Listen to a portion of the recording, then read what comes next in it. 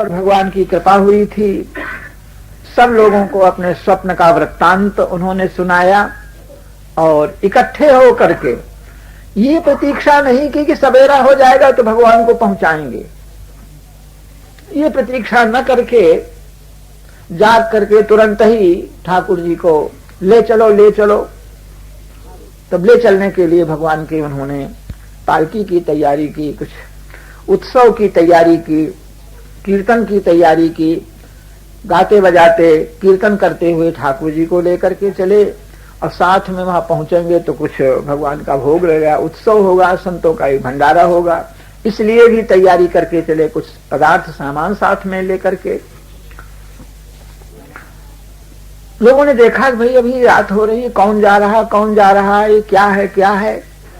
बाजे गाजे के साथ यात्रा जा रही है, क्या जा रहा है। तो पूछने लग गए लोग, भाई तुम लोग कौन हो, कहां से। ठाकुर जी जा रहे हैं, कहां से ठाकुर। तो उन लोगों को ये बताने में प्रसन्नता हुई कि हम लोग चोर हैं, हम ठाकुर जी को चुरा करके ले गए थे और ठाकुर जी ने हमको ऐसे ऐसे स्वप्न दिया, इसलिए हम ठाकुर जी को वापस और वहीं पहुंचाने के लिए जा रहे हैं। ठाकुर जी ने स्वप्न का वर्णन किया। तो अब स्वप्न का वर्णन एक ने सुना, दूसरे ने सुना, सबों ने सुना, सबको मालूम हो गया। चलते चलते रास्ते में जहां कहीं जो कोई स्वप्न का वर्णन सुनता तो ठाकुर जी की यात्रा के साथ हो लेता। एक आध लोगों ने आगे ही भाग करके जा करके प्रियादास को सूचित किया कि तुम्हारे ठाकुर जी आ रहे हैं, इस तरह से चोर लोग ला रहे हैं। तो इन सबको बड़ा उत्साह हुआ। उधर से भगवान का स्वागत करने के लिए, अगवानी करने के लिए संत महात्मा संकीर्तन करते हुए आकर के उन्होंने भगवान का स्वागत किया और भगवान पहुंच गए। उस समय संत महात्माओं के मन में कैसा उल्लास हुआ होगा, जाके होए सोई जाने। हृदय में जिसके प्रेम हो वही उसका किंचित अनुभव अथवा अनुमान कर सकता है।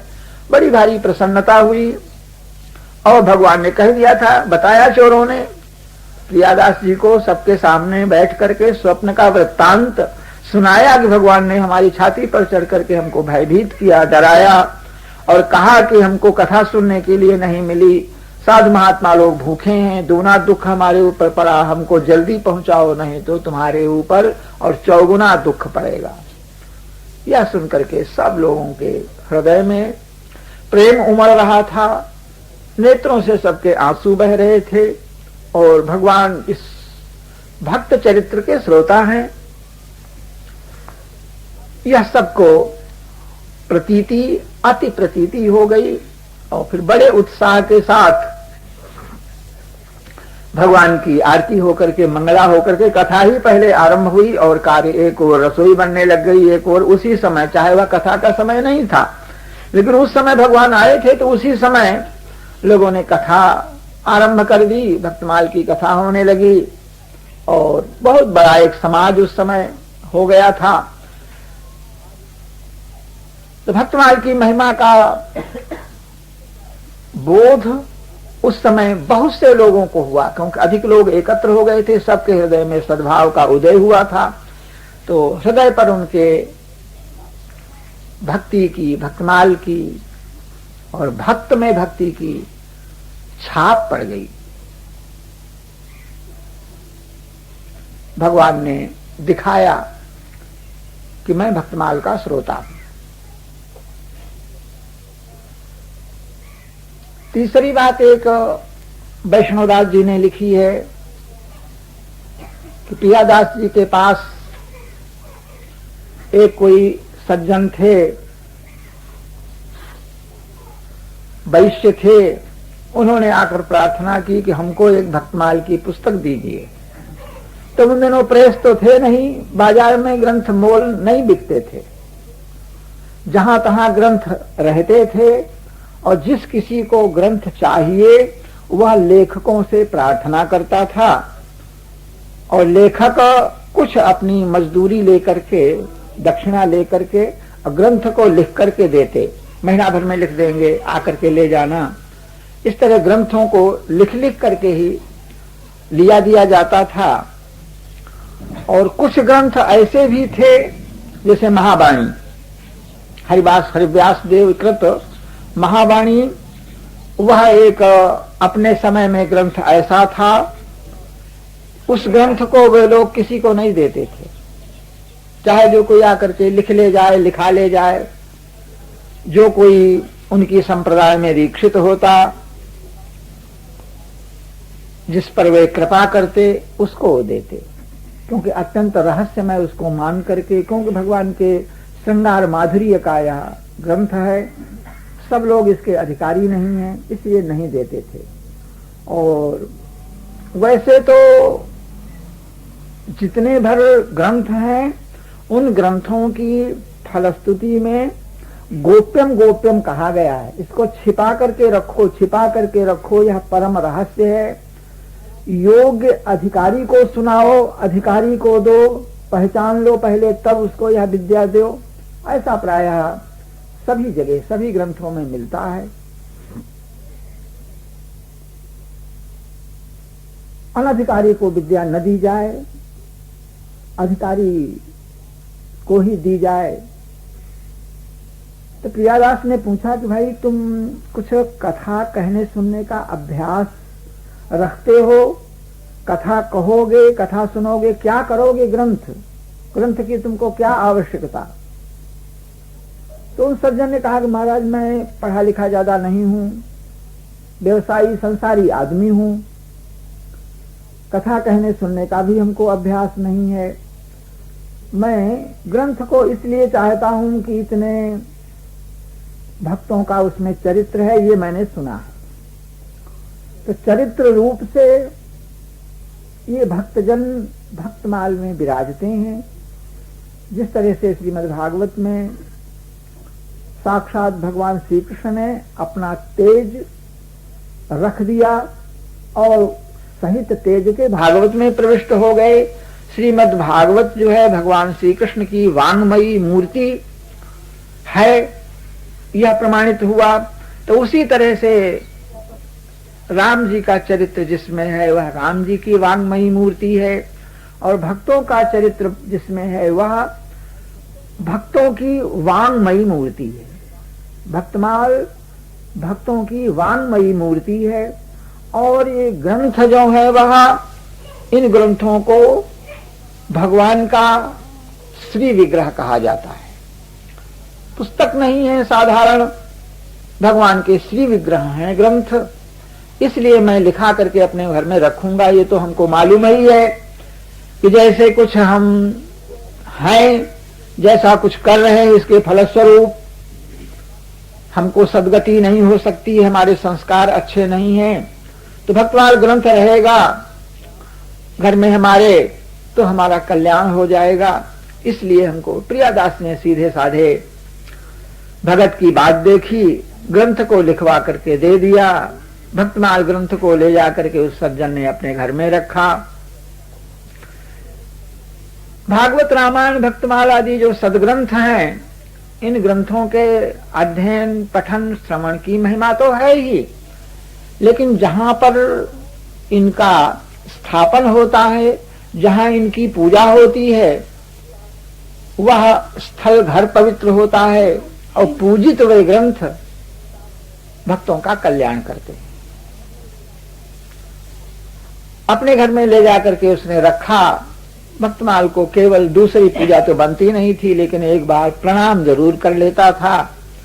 अंत समय आया, भयभीत हुआ, उसे लगा कि हमको लेने के लिए लोग आ गए हैं, घेर करके खड़े हैं। व्याकुल हुआ, यमदूतों का दर्शन होने लगा था। तैसे ही उसने अपने लड़कों को संकेत किया, इशारा किया कि ये ग्रंथ भक्तमाल और मेरी छाती पर रख दो। तो उन लोगों ने इशारा पाकर के झट उस ग्रंथ को और उस भक्त के वक्षस्थल पर पधराया, छाती पर। ग्रंथ आते ही, ग्रंथ का स्पर्श होते ही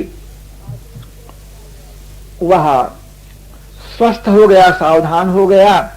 जो लोग भयभीत कर रहे थे, प्राणों को निकालने की चेष्टा कर रहे थे, वे लोग नहीं दिखाई पड़े।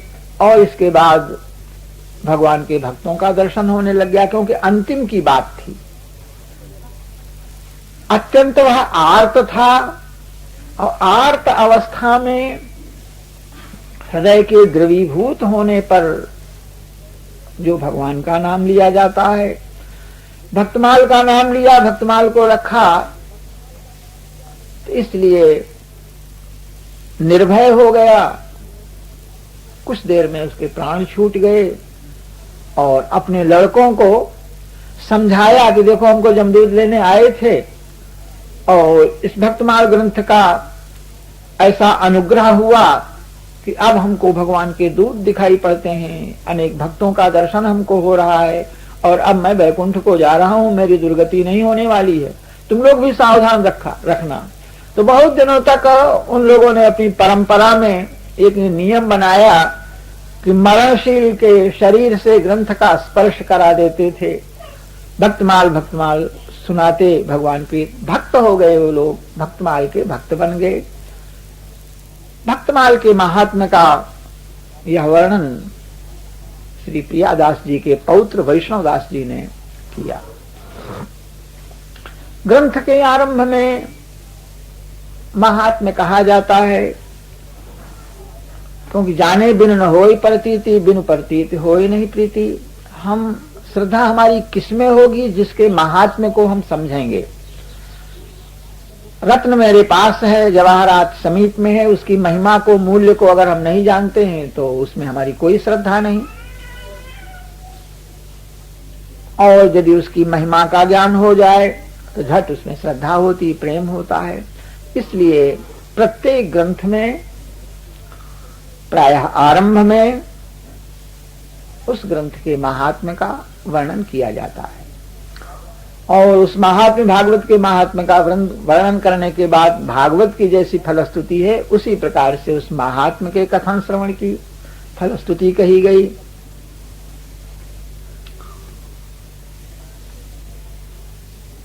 महात्म्य के पश्चात भक्तमाल का अपना एक जो सिद्धांत, वह सिद्धांत नाभाजी ने कोई नया स्थापित किया हो, नई बात कही हो, ऐसा नहीं। जो बात वेद शास्त्रों में, इतिहास में, पुराण में जो बात कही थी, जो बात कही गई थी, उसी बात को नाभाजी ने भक्तमाल में कहा, किंचित नवीनता के साथ। उनके अपने भाव विलक्षण होने के कारण वह नवीनता को प्राप्त अवश्य हुआ, लेकिन विषय वस्तु सब कुछ सनातन है, प्राचीन है। रामचरितमानस को मान्यता मिली वाराणसी में, काशी जी में मान्यता मिली, और उन सन्यासियों के द्वारा मान्यता मिली जो अद्वैत वेदांत के महान प्रकांड विद्वान थे, पंडित थे। और उसके पश्चात भगवान श्री कृष्ण के चरणों में उनको परमानुराग हुआ। जाने कितने कितने गायत्री के अनुष्ठान किए थे, 23-24 अनुष्ठान गायत्री के किए, इतने पर भी भगवान का दर्शन नहीं हुआ तो उनके मन में ग्लानि हुई। व्यर्थ अनुष्ठान किया हमने, कोई सफल नहीं भय। उनकी ग्लानि को देख करके कहीं काशी में विचर रहे थे तो एक भंगी चांडाल, उनका, अरे पंडित जी क्यों दुखी हो रहे हो, हमारी बताई हुई विद्या का आश्रय लो तो तुमको पछताना, जल्दी से तुमको सब कुछ सिद्धि प्राप्त हो जाएगी। 24 अनुष्ठान तुमने किया, तुमको सिद्धि नहीं मिली, हमारे अनुष्ठान में तो 2-3 दिन भी नहीं लगेंगे, सिद्धि मिल जाएगी। बहुत अच्छा रहे, तुम बताओ अपना अनुष्ठान। तो देखा हमारा मंत्र जो है प्रेत का मंत्र है। कहा चलो प्रेत का मंत्र सही, प्रेत का मंत्र बता दिया उनको, लेकिन वे जपने लग गए। उसके बाद कहा कि भाई तुम्हारे प्रेत जो है वह हमको सिद्ध क्यों नहीं हो रहे हैं? अरे उसने कहा कि महाराज प्रेत सिद्ध न होने का कारण यह है कि प्रेत दूर खड़ा रहता है, आपने गायत्री के अनुष्ठान किए हैं तो हमारी वो शक्ति, हमारा वो प्रेत आपके पास नहीं आ पाता है। तो इसलिए हमारा डरता है तुमसे, तुम्हारे पास आने में वो जलने लग जाता है, हमारा दूर भाग जाता है। इसलिए अब आप संकेत किया गया कि एक अनुष्ठान और करो, इस बार आपको भगवान का दर्शन होगा। भगवान का उनको दर्शन हो गया। उन्होंने लिखा है कि अद्वैत वीथि पथिकै रूपास्या, अद्वैत वेदांत के पथ के जो पथिक हैं उनके द्वारा मैं उपासना करने के योग्य हूं। आचार्य गद्दी पर बैठ करके लोग मेरी उपासना करते हैं और मैं उनको अद्वैत वेदांत की दीक्षा देता हूं। स्वानंद सिंहासन लब्ध दीक्षा, परमानंद का जो सिंहासन है उसी पर बैठ करके स्वयं मैंने दीक्षा प्राप्त की है और परमानंद की सबको दीक्षा देता हूं। अनंत मेरे जो है वह शिष्य सेवक हैं, लेकिन इतने पर भी शठेन केनापि वयं हठेन दासी कृता गोप बधू दिटेन। भगवान श्री कृष्ण उन्होंने कहा शठेन, किसी शठ ने, और गोप बधू बिट माने गोप बधुओं में जो लंपट, उस श्री कृष्ण ने हठ करके, मैं नहीं चाहता था कि मैं उनका सेवक बन जाऊं, उनकी सेविका बन जाऊं, मेरा ऐसा कोई विचार नहीं था, लेकिन हट करके उसने दासी कृता, मुझको अपने परिकर में प्रवेश करा लिया और अपनी दासी बना लिया। ऐसे मधुसूदन सरस्वती के द्वारा काशी में रामचरितमानस को मान्यता मिली। अयोध्या में मान्यता तुलसीदास जी ने नहीं दिलाई, क्योंकि वहां कोई विरोधी था ही नहीं। उसी तरह से श्री नाभा जी ने इस ग्रंथ की रचना के बाद इसकी मान्यता वृंदावन में दिलाई उन्होंने। उन दिनों वृंदावन में बहुत बड़े बड़े विद्वान और बहुत बड़े बड़े सिद्ध संत महात्मा थे। माधवगढ़ेश्वर संप्रदाय के गौरांग महाप्रभु के कृपा पार्षद बहुत बड़े विद्वान थे। सबकी उपस्थिति में और भक्तमाल को मान्यता मिली। गोस्वामी तुलसीदास जी को सुमेरु माना गया, इतिहास अत्यंत प्रसिद्ध है। तो भक्तमाल को मान्यता वृंदावन में प्राप्त हुई।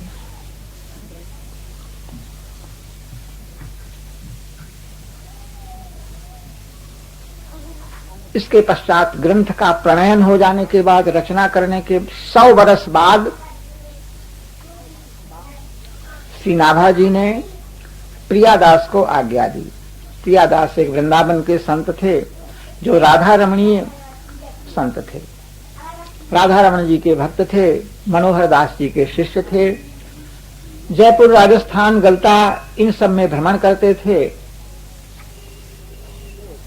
और नाभा जी के पार्षदों का सत्संग उनको प्राप्त हुआ, नाभा जी का भक्तमाल उनको प्राप्त हुआ। प्रियादास का सत्संग प्राप्त, प्रियादास जी ने ये सब सामग्री पा करके भक्तमाल की वे कथा कहने लगे। मूल से ही, अभी टीका नहीं हुई थी। तो मूल रचना के 100 वर्ष बाद लगभग नाभा जी ने श्री प्रियादास जी को दर्शन दिया। दर्शन देने का कारण यह हुआ कि स्वयं श्री प्रियादास जी लिखते हैं कि महाप्रभु कृष्ण चैतन्य मनहरण जू के चरण को ध्यान मेरे नाम मुख गाइए। मैं अपना नित्य नियम करते समय भगवान के चरणों का ध्यान कर रहा था, तो उसमें ध्यान कर रहा था, इससे भक्ति हो गई, हृदय में भगवान की भक्ति थी। और महाप्रभु से प्रयोजन गौरांग महाप्रभु, कर्तुम अकर्तुम अन्यथा कर्तुम समर्थ, जो संभव है उसे कर देना और जो असंभव है उसको कर देना, अघटित घटना को घटाने में सामर्थ्य। ऐसे श्री महाप्रभु तिनके को वज्र बना दें, वज्र को तृण समान कर दे, तृणते कुलिश, कुलिश तृण करई। ऐसे सामर्थ्यशाली महाप्रभु जी का और भगवान श्री कृष्ण का और अपने गुरु मनोहर दास जी महाराज का, इनका मैं ध्यान कर रहा था। कोई कहे कि 3-3 का ध्यान कैसे हो सकता है? तो एक ध्यान वह अद्वैत सिद्धांत के अनुसार एक विषय का, एक वस्तु का ध्यान होता है। लेकिन सगुण साकार के उपासक गुरुदेव भगवान का भक्तों का एक साथ ही ध्यान करते हैं। तो महाप्रभु जी का, भगवान श्री कृष्ण का, अपने गुरु मनोहर दास का कहते हैं कि मैं ध्यान कर रहा था। तो इनके ध्यान में भक्त भक्ति भगवंत गुरु चतुर नाम बपु एक, ये उपासना उनकी सिद्ध हुई। नाभाजी की जो उपासना थी, नाभाजी का जो सिद्धांत था, वह भी वही सिद्धांत श्री प्रियादास जी का था। इसलिए गुरुदेव का, इष्ट देव का और भगवत भक्तों का ध्यान वे कर रहे थे। उसी समय श्री नाभाजी ने दर्शन दिया। ताही समय नाभाजू ने आज्ञा दी, दर्शन देकर के आज्ञा दी। और प्रियादास जी कहते हैं कि लई धार, क्या आज्ञा हुई ये बिना बताए ही कहते हैं कि लई धार मान लिया। नाभाजी ने कहा भाई मेरी एक आज्ञा है तुम्हारे लिए। आज्ञा क्या है ये बात अभी नहीं कही गई थी, और उसके पहले ही प्रियादास कहते हैं कि लई धार, हमने स्वीकार कर लिया, जो आपकी आज्ञा होगी वही करेंगे। तो यहाँ पर भक्त के प्रति अत्यंत उनकी इष्टता पाई गई। क्या आज्ञा है, पहले आज्ञा को जान लें तब स्वीकार करें, जाने कैसी आज्ञा दे दें। तो यह मन में संदेह नहीं था। वो जानते थे कि हमको इनकी जो आज्ञा होगी वह हमारे अनुरूप होगी, हमको जानते हैं ये, और हमारे पालन करने के योग्य आज्ञा होगी, और इनकी आज्ञा में शक्ति होगी। हमें वह कार्य करने का सामर्थ्य नहीं भी होगा तो इनकी आज्ञा शक्ति हमसे कार्य करा लेगी। इसलिए आज्ञा वाक के सामने नहीं आया था, सुनाई नहीं पड़ा था। हमारी एक आज्ञा है। तो नाभाजी के इस वाक्य को सुनकर के प्रियादास जी ने कहा कि हमको स्वीकार है। तब फिर इतनी श्रद्धा प्रियादास जी की देख करके और श्री नाभाजी ने कहा कि भक्तमाल की टीका करो, कीजिए कवित्त छंद बंद अति प्यारो लगे। और टीका भी वह छंदोबद्ध टीका करो, कीजिए कवित्त, कवित्त शब्द का प्रयोग किया। और वह मनहर इनके गुरु का नाम था, इसलिए मनहर छंदों में ही प्रियादास जी ने टीका की। मनहर कवित्त में 31 अक्षर होते हैं, 8 अक्षरों के 3 चरण होते हैं, और अंतिम में जो है वह 7 अक्षर होते हैं। 31 अक्षरों का एक चरण में 31 अक्षरों के 4 चरणों का यह कवित्त छंद पूरा होता है। प्रियादास जी ने इसी छंद में टीका की। छंदोबद्ध टीका करो, छंदबद्ध मूल ग्रंथ छंदबद्ध है, और टीका जो है वह गद्यात्मक टीका जो होती है उसमें परिवर्तन सरल है। गद्य में कुछ लिखा है और उसमें कोई दूसरा लेखक अपने मन से किसी वाक्य को घटाने बढ़ाने में वह सक्षम होता है, घटा बढ़ा सकता है। गद्य है, कैसे मालूम पड़ेगा कि यह इसमें कुछ मिला दिया गया अथवा कुछ कम कर दिया गया, ये पता नहीं चलेगा। गद्यात्मिका टीका में ये पता नहीं चलेगा। लेकिन पद्यात्मिका जो टीका है उसके 2 ही तात्पर्य हुए कि पद्यात्मिका टीका में और कुछ मिलाना अथवा उसमें कुछ घटाना संभव नहीं होगा। दूसरी बात यह होगी कि पद्यात्मिका टीका जो है वह गेय होगी, भगवान को सुनने में प्रिय होगी। लोग गा करके जैसे छप्पे गाते हैं उसी तरह से टीका को भी गा करके समाजी लोग आनंद लेंगे। और ठाकुर जी जो है वह, इनको नृत्य गान बहुत ही प्रिय है ठाकुर जी को, लाल जी को। इसलिए भोग के साथ राग शब्द का प्रयोग किया जाता है, भोग राग। वल्लभ कुल की अपनी एक प्रथा है कि कोई भी उपचार प्रातः काल मंगला होती है, तो मंगला में अगर कीर्तनिया मंगला का कीर्तन न करे तो ठाकुर जी जागने वाले नहीं हैं। ठाकुर जी जाग नहीं सकते। एक बार कीर्तनिया गोकुल को चला गया था, वहां से लौटने में उसको देर हो रही थी और विठलनाथ जी मंदिर में भगवान को जगाने के लिए पहुंचे और कीर्तनिया भी कीर्तन के लिए प्रस्तुत नहीं था, तो आपस में दूसरे किसी ने छू लिया। फिर नहाते में थोड़ी देर लगी, 3 बार उनको स्नान करना पड़ा। तो 3 बार स्नान करके मंदिर में गए, तब तक वो कीर्तनिया आ गया और कीर्तन किया तो ठाकुर जागे। कीर्तन करने वाला नहीं है तो ठाकुर जी जागे नहीं।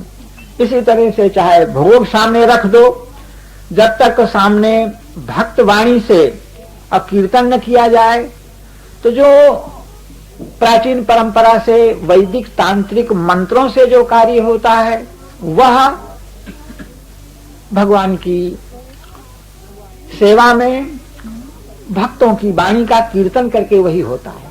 इसमें थोड़ा अंतर है। वैदिक मंत्र जो हैं, वेद विधि के विशेषज्ञ लोग वेद के मंत्रों का उच्चारण करके हमारी विधि पूरी हो गई। सामने भगवान के भोग रख दिया, वेद का मंत्र पढ़ दिया, भोग लग गया। और वेद के मंत्रों का प्रयोग ऋषियों ने निश्चित किया है कि इस उपचार में इस मंत्र का प्रयोग किया जाए। उस निश्चय के अनुसार उन मंत्रों का प्रयोग एक एक उपचार में कर दिया जाता है, लेकिन वह प्रयोग करने वाला विद्वान उस वैदिक मंत्र के अर्थ तक नहीं पहुंचता है। भोग धर के नाभ्यासीदंत पढ़ता तो सब कोई है, लेकिन इसका तात्पर्य क्या है इस बात को नहीं समझ पाता है। और कदाचित कोई तात्पर्य को समझे भी तो उसमें भोग लगने से संबंध रखने वाली कोई वाणी प्रतीत नहीं होती है। आपकी नाभि से अंतरिक्ष पैदा हो गया, आज उसका अर्थ होगा, सृष्टि संबंधी अर्थ होगा। हमारा दिया हुआ यह प्रसाद आप आरोगो, इस तरह का कोई भाव उस मंत्र में आता नहीं। इसलिए विद्वानों ने वैदिक मंत्रों के साथ तांत्रिक मंत्रों का योग किया।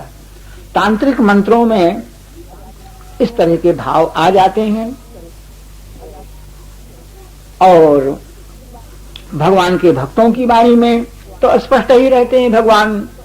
इसलिए भक्त की वाणी को सुन करके, भक्त की वाणी में भगवान के सामने भोग रख करके भक्त प्रार्थना करता है कि प्रभु जैसे आपने शबरी के फलों को खाया, जैसे आपने कर्माबाई की खिचड़ी खाई, इस तरह के वाक्यों का स्मरण करा करके उसके मन में दीनता आ जाती है। आप मेरे दिए हुए इस रूखे सूखे पदार्थ को आप स्वीकार करो, मैं आपको क्या भोग लगाऊंगा, मेरा है ही क्या, जो कुछ है वह आप ही का सब कुछ है।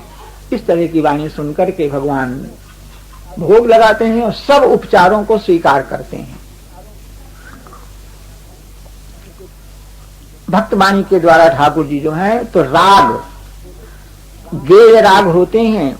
शास्त्रीय संगीत के द्वारा कीर्तनिया राग को गा करके सुनाता है, तो वह भक्तमाल की टीका गेय हो जाए, गाने के योग्य हो जाए। इसलिए नाभाजी ने प्रियादास को छंदोबद्ध टीका करने की आज्ञा दी कि वह गाने के योग्य हो जाए। ठाकुर जी गेय रहेगा, और गेय जो रहता है गद्यात्मिका टीका कंठस्थ करके पाठ के योग्य नहीं होती, वो कंठस्थ करके उसे गद्य को कोई याद भी नहीं कर पाता है। लेकिन पद्यात्मिका जो टीका होती है, पद्य अथवा कोई भी पद्य हो, टीका हो अथवा मूल ही क्यों न हो, पद्यात्मक काव्य को कंठस्थ कर लेना, गा करके आनंदित होना और गा करके भगवान को प्रसन्न करना, यह सरल रहता है। इसलिए श्री नाभाजी ने प्रियादास जी को छंदोबद्ध कवित्तमयी टीका करने का आदेश दिया। स्वीकार तो आपने कर ही लिया था, लेकिन अब टीका करो। इस आज्ञा को पाने के बाद प्रियादास जी ने एक और अपनी प्रार्थना की कि जानो निज मत, मैं अपनी बुद्धि को जानता हूं, मैं कितना बुद्धिमान हूं, कितना विद्वान हूं, इस बात को मैं जानता हूं अच्छी तरह से। मेरा सामर्थ्य नहीं है कि भक्त चरित्रों का